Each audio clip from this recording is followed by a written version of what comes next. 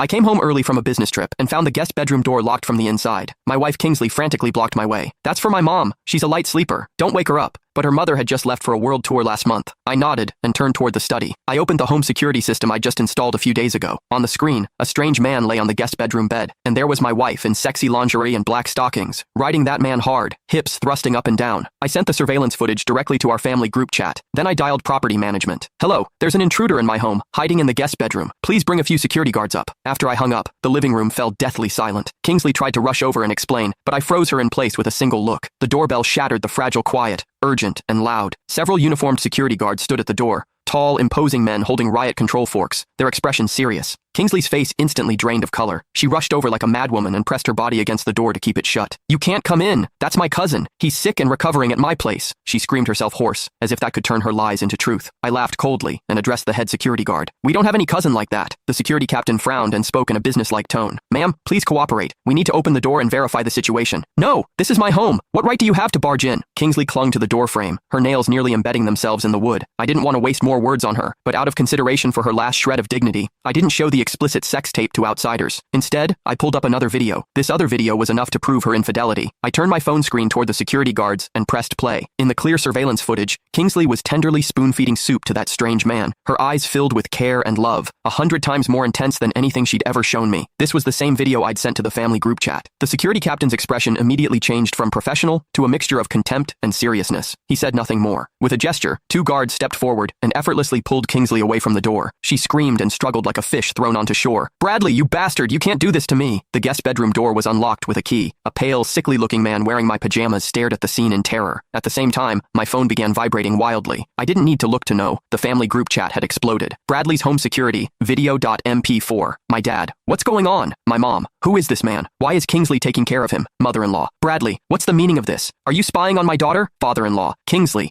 Call me back immediately. The screen flooded with exclamations and questions. Right in front of everyone, including Kingsley, restrained by security and the terrified man, I made another call, this time to 911. Hello, I need to report something. A strange man entered my home. My wife is harboring him and illegally transferring marital assets. My voice wasn't loud, but in the deathly quiet room, each word landed like a hammer blow. Kingsley's sobbing stopped abruptly. She stared at me in disbelief, her expression shifting from resentment to fear. She finally understood. I wasn't joking. I was personally putting her on the path to ruin. The police sirens pierced through the upscale neighborhood's tranquility. Neighbors poked their heads out, pointing and whispering as police escorted Kingsley downstairs. Her hair was disheveled, tear tracks marked her face, and as they led her away, her eyes burned with resentment and confusion, fixed intensely on me. I followed behind, expressionless, to the station to give my statement. The interrogation room's lights were blindingly white. Kingsley sat across from me, crying pitifully, beginning her